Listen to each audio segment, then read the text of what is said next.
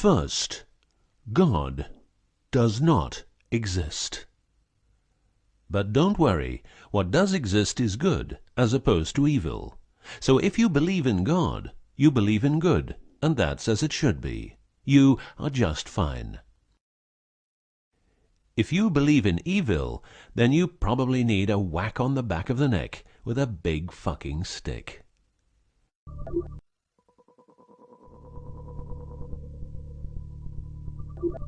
Around 5000 BC, we, Homo sapiens, were genetically modified by space aliens. These aliens first landed where the river Euphrates enters the Persian Gulf. The reason is that in that area, a high concentration of what is called monatomic gold is found in the seawater, while nowadays the highest concentration is found on the islands of Hawaii. The aliens were members of the Annunaki Empire, and were on a quest to find this metal that is supposed to enhance and repair all bodily functions and stop the body from aging.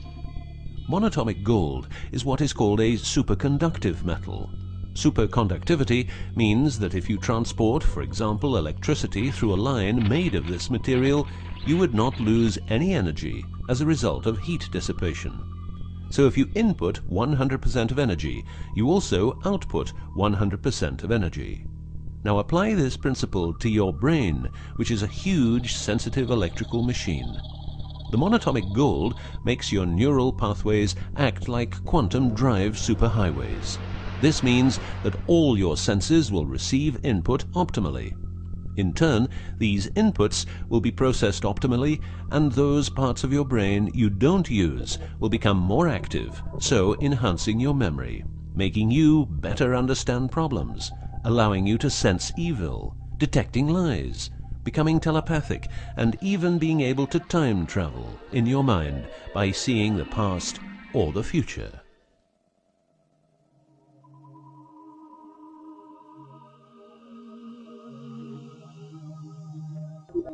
So the Annunaki, which is the name of the empire which includes races like the Saurian, or as they are called the Reptoids, the Argarians, or Nordics, because of their human looks, and the Greys from Zeta Reticula, were looking for monatomic gold. This involved enormous effort because it had to be extracted from seawater, or by processing it in such a way that the gold, usually in pairs of 8 atoms per molecule, could be separated into individual particles. In this fashion, the monatomic elements were separated from the multi-atomic cousins. In a similar way, uranium-235 is produced. For the use as intelligent slaves, the Annunaki took a man, let's call him Adamski, and took out a part of a rib. This is because the rib is a part of the human body that can be removed without causing too much damage, and because the rib contains bone marrow, it's a perfect source for DNA. The Annunaki modified the DNA for a better manipulation of the humans and implanted it into a woman, let's call her Mulva. Mulva then had children with Adamski, and their children were, just like Mulva, genetically modified.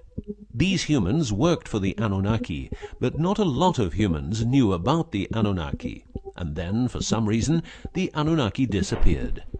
An interesting detail is that the symbol for human DNA resembles the word Yah, which is God, but surely this is a coincidence.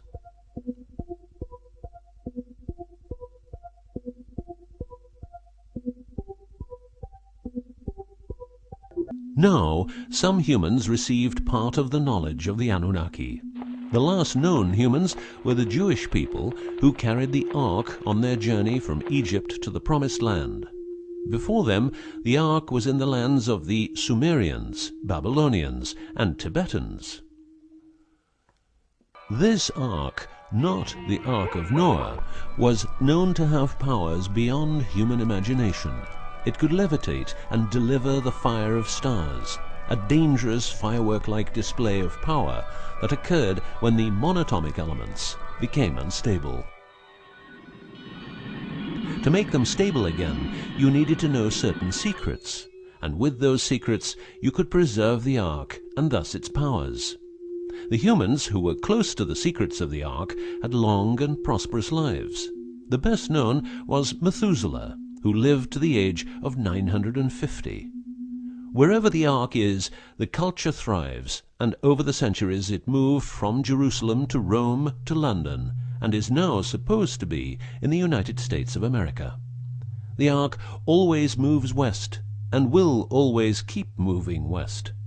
From the very beginning, the people who own the Ark have never given it away, and great care is given to preserve the bloodline's purity of the holders of the Ark.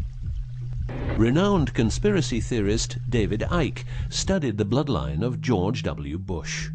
This he traced back all the way to the Sumerians, a people who lived in the southeastern part of what is now known as Iraq, where the river Euphrates meets the Persian Gulf.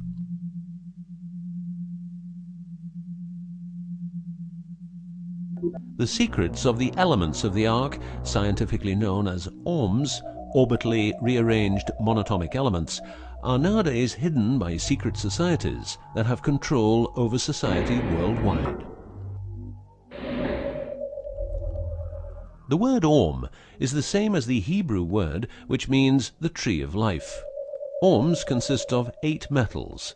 These 8 metals are ruthenium, rhodium, palladium, and silver, known as the light platinum group, and osmium, iridium, platinum, and gold, known as the heavy platinum group.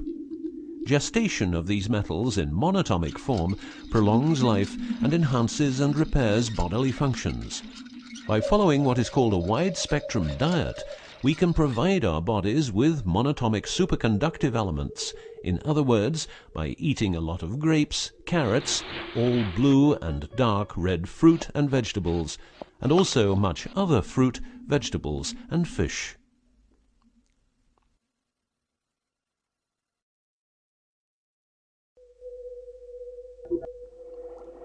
There are countless fragments of footage shot by both Russian and American astronauts, which show the vast number of lights that seem to be attracted by releases of electromagnetic energies by both the Earth and man-made objects such as satellites. In Building 8 of the Johnson Space Center in Texas, the USA, high-resolution pictures taken by satellites are photoshopped each day to remove proof of aliens. In the film The Secret NASA Transmissions, the footage, it becomes clear that astronauts have grown accustomed to these strange anomalies, and that even in 2000, an unprecedented cooperation between NASA, the Russian Space Agency, and a committee of UFO experts was formed to share knowledge on this subject. To better understand this whole story, a few revelations are in place. Everything vibrates because atoms vibrate, and that is because the subatomic particles are in harmonic resonance, a fancy word for vibration and keeping themselves in equilibrium. Gravity is vibration generated by the presence of mass, and it can be neutralized by altering the harmonic resonance of the gravitational field. In other words, if you generate vibrations, you can alter gravity, and with superconductive materials, the amount of energy needed for generating the vibrations is greatly reduced. A practical example of reducing one vibration with other vibrations is the use of anti-sound. If you instantaneously produce the exact opposite waveform that comes towards you in the form of sound, the sound will cease to exist. This is called destructive interference. One of the forms of creating anti-gravity is called auditive levitation, a method used by Tibetan monks to elevate rocks over 250 meters high and 250 meters distance. By arranging drums and trumpets extremely precisely, together with some 100 men chanting, all arranged in a precise manner, the monks, after about 5 minutes, could levitate a rock weighing a ton and place it exactly where they wanted it. Theorists around the world theorize that huge monuments like those of the Egyptians and Mayan people were built this way. Other examples of anti-gravity we find in the vast amount of UFO sightings. These UFO sightings are actually experiments run by governments in their search for anti-gravity propulsion.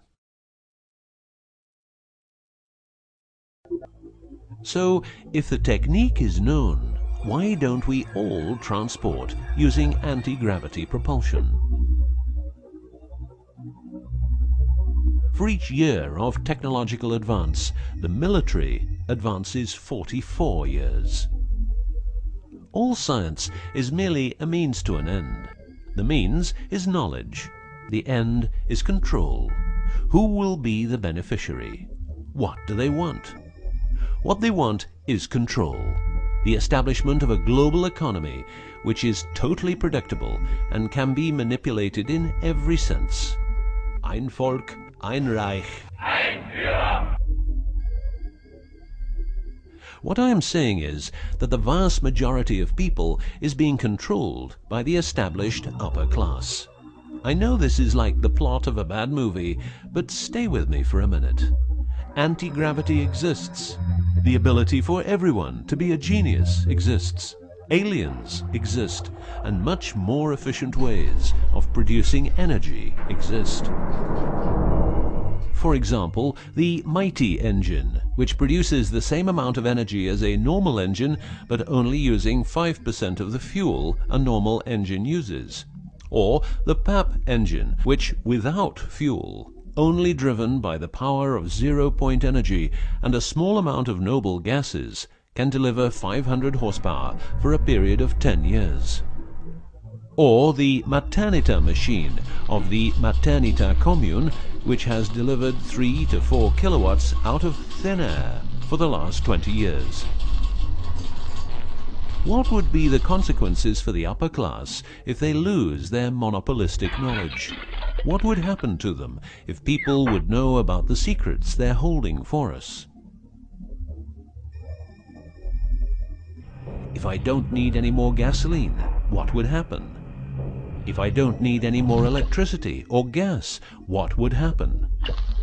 If I don't need any more medicines from the pharmaceutical industry, what would happen?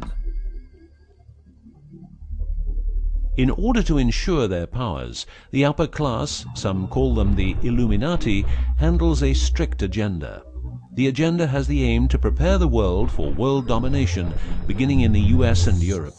According to conspiracy theorists around the world, this is what they are doing as preparation.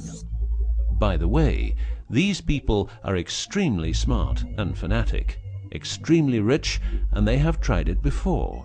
Then they were called the Nazis.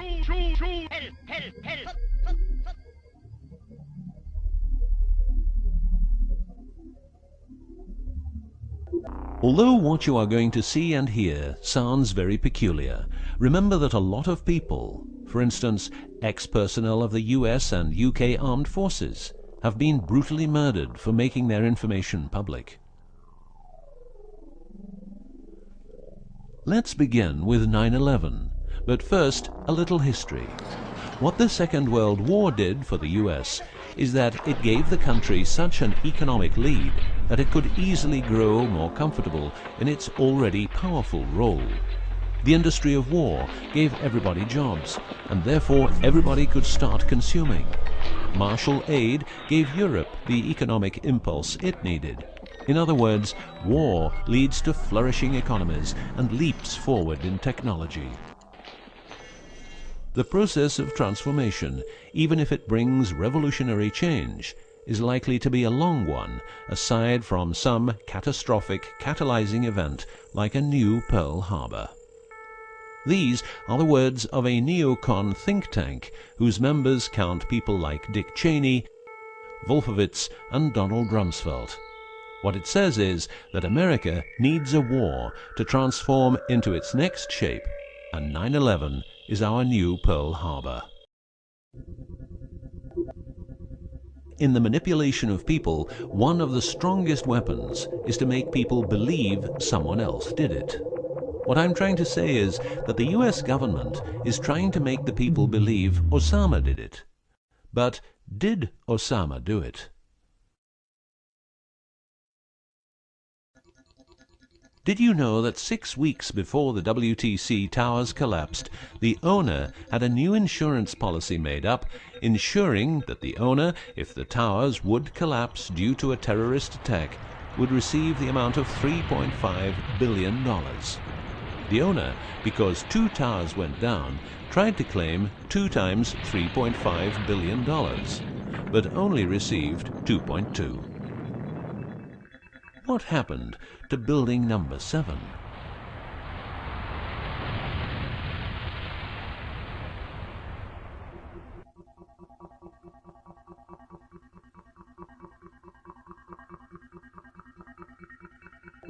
In order to control people who can be a hazard to the bad guys have control of a number of tools. One of these tools is the remotely operated electromagnetic frequency weapon. These use microwave, ELF, extremely low frequencies, and acoustic frequencies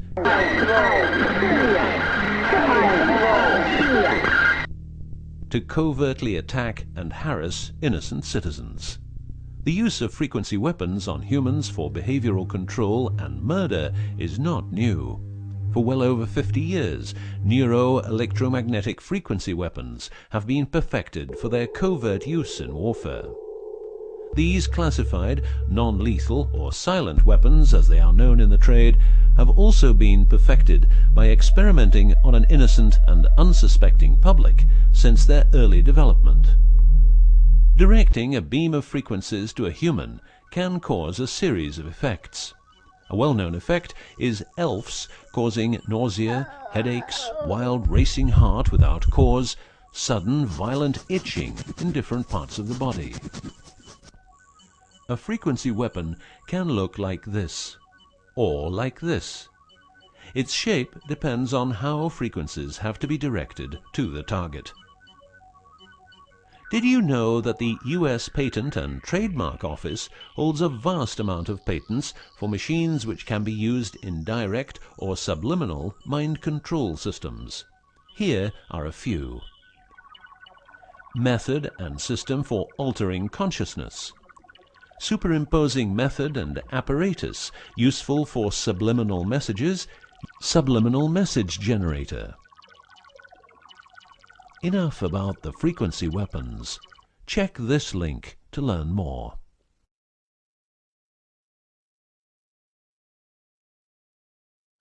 You will realize that to control people, you have to know what they are communicating.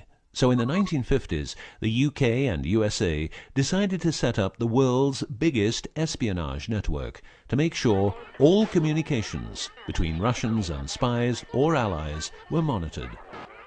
This system has continuously been updated since the day it became operational. The system's name is Echelon and consists of a vast network of listening posts, extremely advanced computers, an enormous number of people, dishes, and taps. Echelon's computers capture every communication via Internet, GSM, UMTS, landlines, TV and radio broadcasts, satellite communications, private, military, and diplomatic, and listens to every word. The computers work with a list of keywords, and when a message contains one or more keywords, the message is directed to a specialist who examines the message. If it is suspicious, further action may be taken. Echelon centers are around the world, but here are the best-known locations. Menwith Hill, North Yorkshire, England. HARP, Remote Mind Control Computer Center, Alaska. Pine Gap, near Alice Springs, Northern Territory, Australia.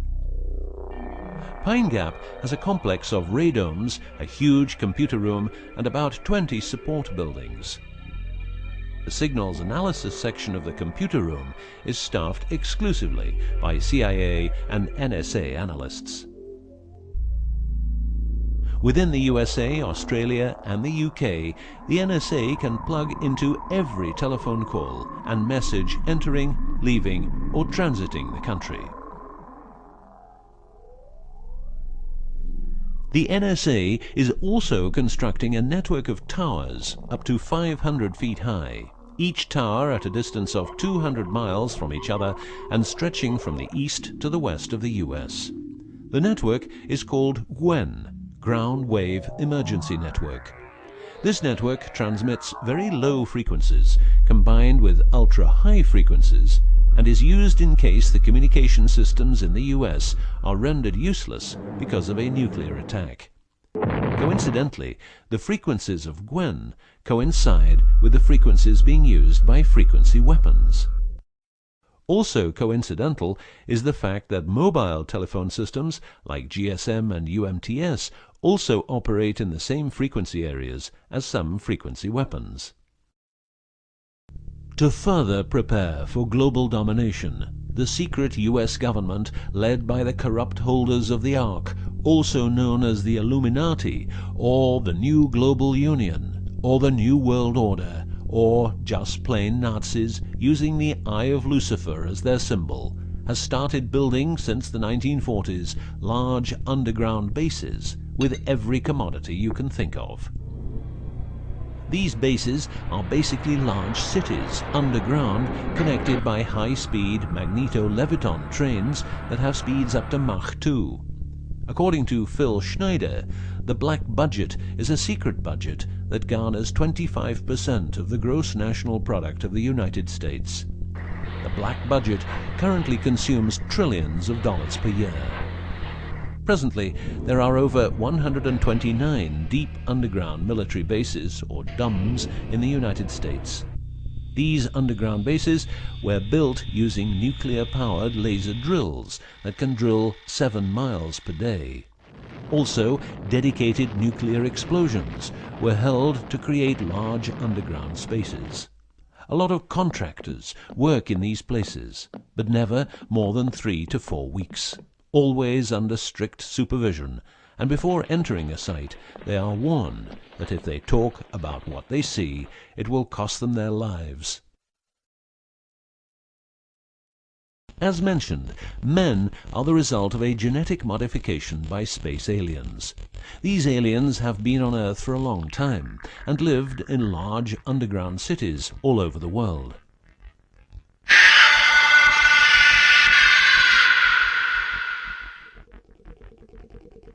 Collaboration with modern governments began as early as 1933 with the Bavarian Illuminati and Thule secret societies, and this collaboration was brought into America via the CIA, which was established with the help of American Nazi agents as well as European Nazis who were brought into America through Project Paperclip and other operations.